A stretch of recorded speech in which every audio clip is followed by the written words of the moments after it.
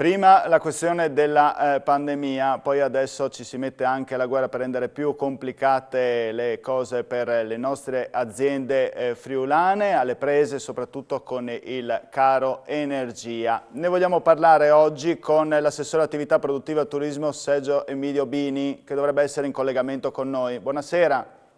Ecco. Buonasera a tutti, buonasera.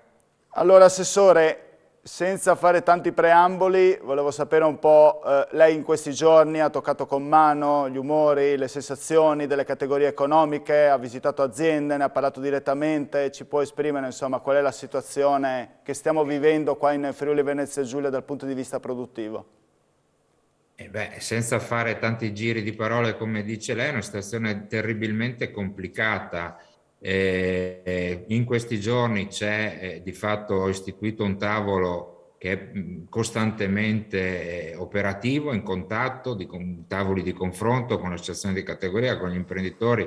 Ci stiamo confrontando e proprio oggi c'è stato un importante tavolo con la task force istituita dal MISE da parte delle regioni italiane. Insomma, cosa volete? Qua siamo reduci da 2 anni di pandemia, c'è stato no, lo shock dettato dall'aumento significativo dell'energia che ha colpito le imprese, ci mettiamo pure la guerra, anche se in questi momenti non bisognerebbe scherzare, mi verrebbe da dire ci manca solo con la buona stagione l'avvento delle cavallette e poi le abbiamo fatte tutte. Sì, sono in tanti che fanno questa, che non è più neanche una battuta, visto Eh. che purtroppo qua bisogna sempre pensare al peggio piuttosto che al meglio. Però quello che volevo chiedere, Assessore, soprattutto questa è una regione che si trova al centro dell'Est Europa, no? E quindi vive soprattutto di export e qui di confini chiusi ne abbiamo avuti per 2 anni. Se non si riaprono i confini, e in questi casi anche se non si riaprono le frontiere con l'Est Europa, con l'Ucraina e la Russia, non si può andare avanti. Beh, vabbè, Quanto può reggere questo sistema? Che noi viviamo soprattutto di export. pochissimo. Guardi, dice bene lei, noi nel 21 siamo stati la regione che è cresciuta di più in termini di export rispetto all'anno precedente, parliamo di un più 27%. È una regione prevalentemente manifatturiera, una regione che vive molto di export. Abbiamo dei comparti interi che vivono prevalentemente di export, mi riferisco soprattutto al settore dell'arredo.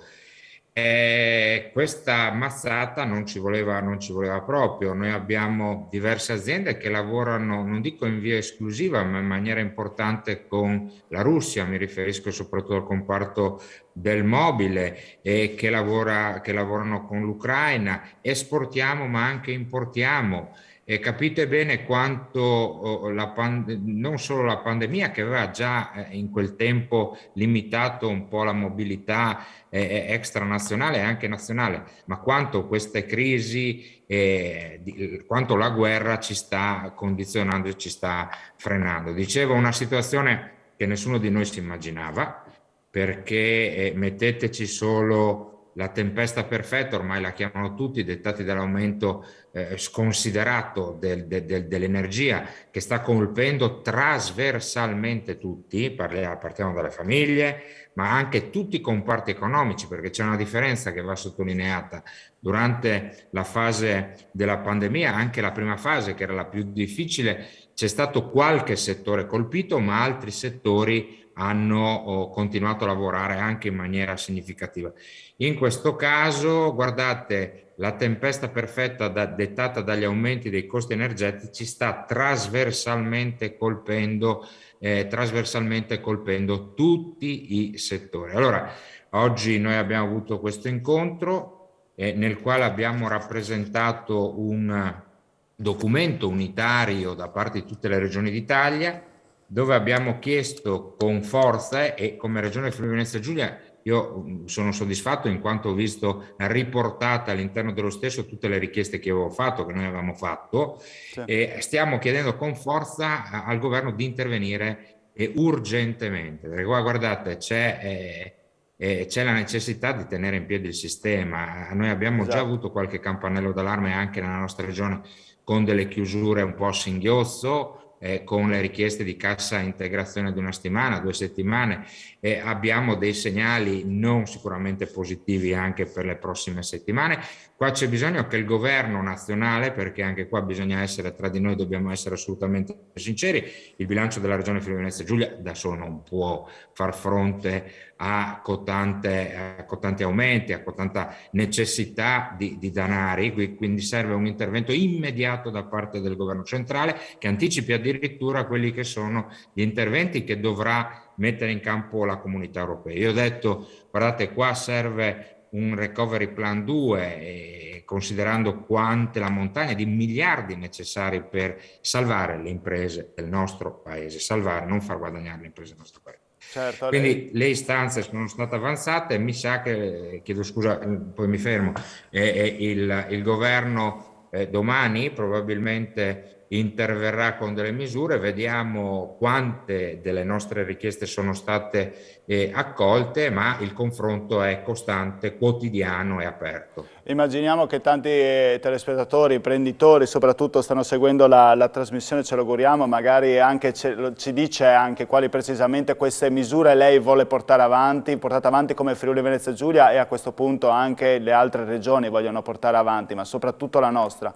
Cosa avete Ma chiesto? io, sì, guardi, io ho chiesto una cosa puntuale, ho detto attenzione, la lista della spesa è lunga perché capisce bene quante cose servano al nostro sistema paese per sopravvivere in questo momento. Però io ho chiesto attenzione, diversifichiamo tra gli interventi urgenti, immediati, tradotto liquidità al sistema economico, mantenimento e proroga delle moratorie, salvaguardia dei bilanci delle imprese permettendo alle stesse di ammortizzare, adesso ciò non accade, ma ammortizzare il surplus dei costi dettati dall'economia, chiedo scusa, dagli aumenti delle bollette energetiche, e il rimpinguamento dei fondi e proroga dei fondi di garanzia centrale da parte del governo, insomma sostenibilità, rateizzazione delle bollette, insomma tutta una serie di interventi che possono essere fatti nell'immediato e che devono servire come ossigeno proprio in questo momento alle imprese della nostra regione. Poi ci sono gli interventi di programmatorio, dico di medio-lungo termine, che dovranno essere affrontati e questo riguarda l'aumento della produzione dei gas naturali, la diversificazione delle fonti energetiche, però ecco, ribadisco, ora abbiamo un problema immediato, quindi serve Emergenziale, ossigeno certo. immediato alle imprese. Poi penseremo anche a ciò che purtroppo nel nostro paese per 30 anni non è stato fatto, cioè Esatto, una seria politica economica da un punto di vista dell'energia. ecco, infatti io volevo arrivare a questa domanda qua prima di lanciare la pubblicità, poi parleremo anche di altri tipi di misure che si possono programmare. Abbiamo perso 30 anni, abbiamo parlato, hanno vinto piuttosto i no che i sì, quando si parlava di centrali a carbone piuttosto che di rigassificatori, piuttosto che di fotovoltaici, c'è sempre stato un problema, abbiamo perso insomma tempo in questi anni, ha sempre prevalso il no. Ma sì, purtroppo l'Italia ha dimostrato in questi 30 e forse più anni che come dire, l'agenda veniva dettata spesso e volentieri dai comitati dei no, tanti comitati dei no, e dove per l'amor del cielo non è che do la colpa solo a sti comitati, però insomma se ci troviamo oggi nella situazione nella quale ci troviamo, questa è una conseguenza delle non scelte strategiche fatte negli anni, salvo poi essere degli ipocriti, perché si è detto di no al nucleare, però tu vai a comprare l'energia dalla Francia, vai a comprare l'energia dalla Slovenia e questa energia viene prodotta da centrali nucleari. Si è detto di no ai rigassificatori e oggi maledici il momento che ne hai così pochi perché potresti riuscire ad essere un po' più, non dico autosufficiente, ma un po' più autonomo rispetto agli approvvigionamenti dai paesi esteri.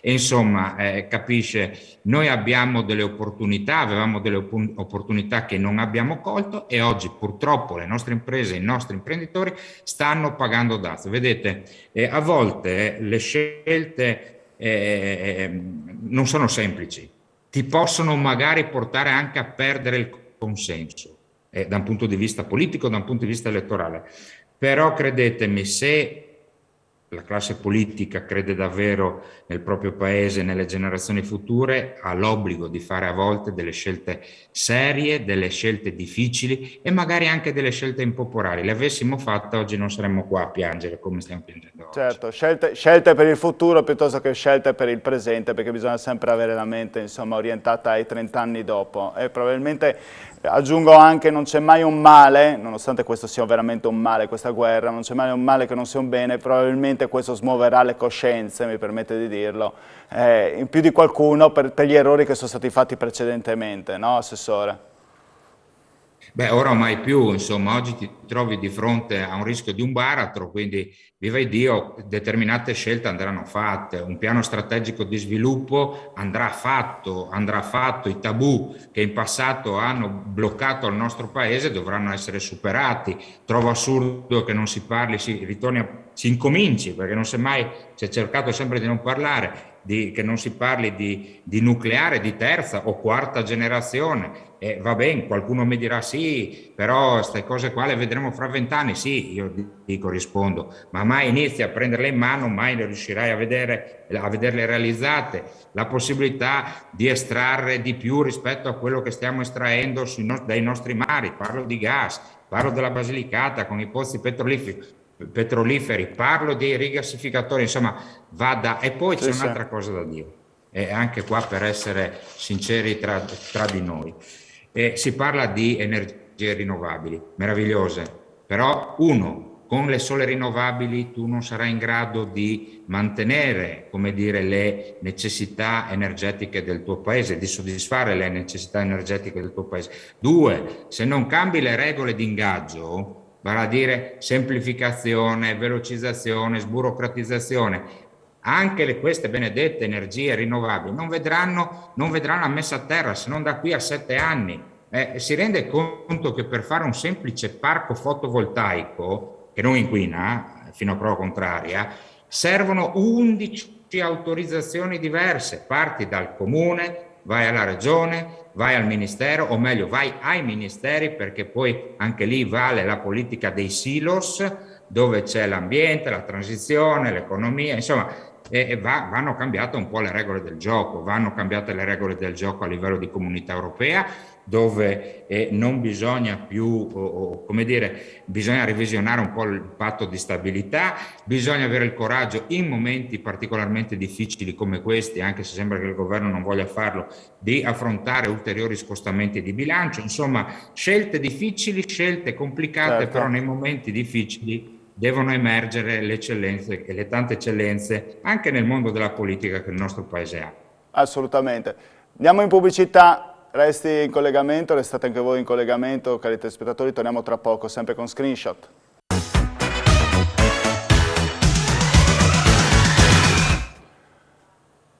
Ripartiamo in collegamento sempre con questa puntata di Screenshot del giovedì dedicato lo vedete anche dal titolo, all'ansia che vivono le aziende friulane tra la guerra e il caro energia, già avvengono da 2 anni, dovuti alla pandemia che ha costretto a chiudere le frontiere e quindi a non esportare tantissime aziende. Sappiamo che Friuli Venezia Giulia vive di export. Abbiamo sentito dalla viva voce dell'assessore all'attività produttiva e al turismo Sergio Mediobini in collegamento con noi, quanto soprattutto abbiamo perso 30 anni e anche a causa della burocrazia per realizzare numerose opere. Assessore, volevo chiederle, se ci fosse l'occasione adesso di fare un nuovo rigassificatore in Friuli Venezia Giulia, lei darebbe del sì o del no? È una domanda un po' scomoda, se ne parlava a Zaulo, no? Tempo fa. Se ci fosse... ma non solo lì, probabilmente se in quegli anni fossero state fatte delle scelte, oggi il Friuli Venezia Giulia avrebbe la possibilità di attingere, come dire, in maniera un po' più autonoma al gas, insomma. Quindi sa, come le ho già detto prima, non è che mi tiro indietro. Qua bisogna avere il coraggio di fare delle scelte che possano garantire il presente, ma anche il futuro delle tue imprese e delle famiglie del tuo paese. Insomma, di conseguenza basta no a prescindere, basta insomma dire lo facciano gli altri, bisogna prendersi delle responsabilità. A volte prendersi delle responsabilità significa anche fare delle scelte scomode. Senta, Assessore, tutto questo si ripercuoterà sul turismo. Lei diceva che il caro energia comunque si ripercuote su tutti i settori alla fine, a 360 gradi. Certo. Immaginiamo insomma quanto sia stato difficile, soprattutto con il gas e con i rincari, mantenere, pensiamo, un intero albergo a riscaldare la gente, insomma. E nonostante tutto il turismo è andato bene, no? Quest'anno, quello invernale, credo che abbiamo avuto dei numeri molto, molto buoni, nonostante tutto. Sì, sì, no, è andato molto bene, noi abbiamo raggiunto degli incassi addirittura superiori al periodo pre-pandemico e come presenze ci siamo quasi, però guardi, quando dicevo prima che questa crisi va a colpire trasversalmente tutti i comparti economici, mi riferisco anche al turismo. Perché guardate, al di là di quelle che possono essere le maggiori incidenze delle bollette per quanto riguarda gli albergatori piuttosto che i ristoratori, indubbiamente il problema è serissimo, serissimo. Ma il problema dell'inflazione, forse non abbiamo ben capito in cosa si traduce per le tasche dei cittadini della nostra regione.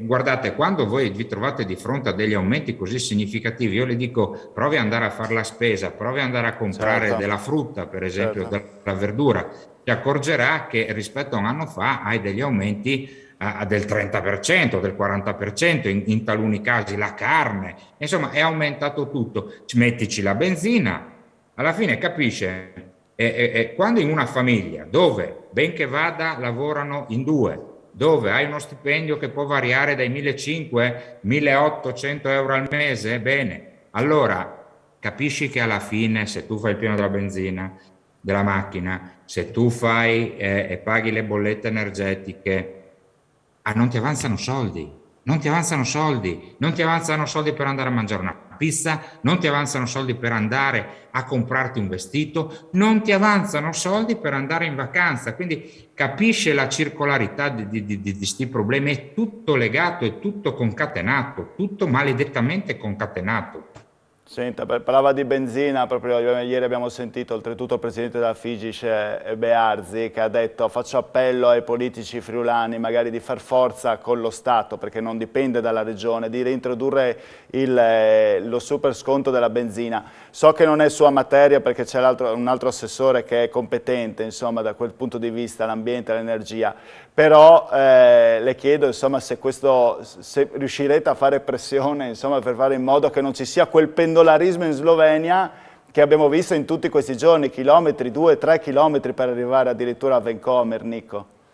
Se cercherete di Mi fare sembra di essere tornati nell'ex Jugoslavia, no? Lei è più giovane di me e probabilmente non ha vissuto quegli anni, però mi ricordo quando avevo i calzoni corti, insomma c'erano le file di macchine perché aveva una convenienza a fare il pieno, la carne, mi ricordo le sigarette, insomma siamo tornati lì. Insomma, io so che il mio collega Fabio Scocimarro è sul pezzo, assolutamente sul pezzo e sta interloquendo a livello anche nazionale, quindi insomma siamo in buone mani, siamo in buone mani. Senta, so che siete reduci anche da Dubai, dall'Expo, insomma, su che cosa deve puntare questa regione? Sulle scelte forti che farete, cercherete di fare in questo ultimo anno, insomma, di amministrazione, poi ci saranno le elezioni, ma che cosa bisognerà puntare, cosa si può puntare in questo Friuli Venezia Giulia, soprattutto perché diventi una regione importante nei prossimi 30 anni, facciamo così? Ma guardi, io vado ad analizzare i numeri che mi sono stati messi a disposizione prima che scoppiasse il problema della guerra. Ecco, i numeri che mi venivano rappresentati erano numeri finalmente da primi della classe.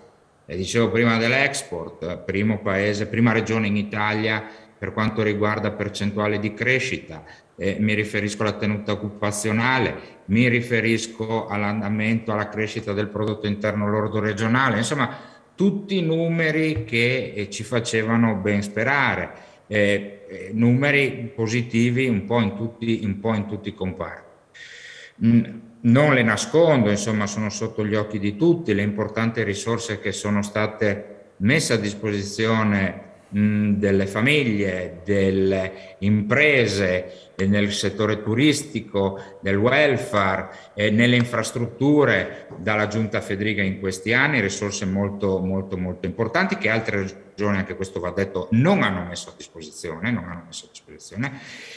consapevoli delle potenzialità che ha questa piccola ma meravigliosa regione. Noi possiamo puntare sul turismo in maniera significativa. Abbiamo visto durante il periodo della pandemia quanto la nostra regione è stata ricercata in quanto considerata regione sicura, regione salubre, regione facilmente accessibile. E abbiamo puntato e stiamo puntando in maniera significativa sulle aree dei consorzi sviluppo economico locale. Diverse decine di milioni di euro sono stati iniettati nel sistema. Abbiamo una legge Sabatini FVG che è cresciuta in maniera esponenziale per quanto riguarda come dire, i beneficiari della stessa. Parliamo nel 2021 di circa 600 beneficiari per quasi 12 milioni di euro. Insomma, parliamo di un sistema virtuoso.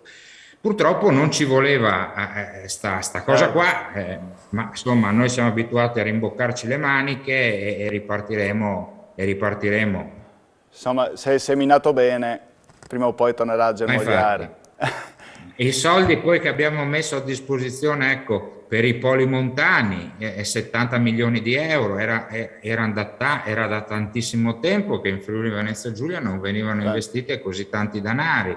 L'interesse che stiamo riscontrando da parte di imprenditori anche stranieri nel venire a investire in Friuli Venezia Giulia, un esempio la BAT, ma ci sono altre multinazionali anche americane che stanno un po' sondando il Friuli Venezia Giulia, ci sono imprenditori importanti disponibili a investire centinaia di milioni di euro per nuovi stabilimenti, tradotto nuovi posti di lavoro. Insomma, si stava lavorando molto bene. Adesso, come le dicevo prima, cercheremo di superare anche questo problema qua. Vedremo. Ok, grazie mille Assessore, la ringrazio per questo suo intervento, le auguro buona serata. Buona serata. Ringraziamo l'assessore, noi ci vediamo domani sempre alle 19:45 con Screenshot, grazie, arrivederci.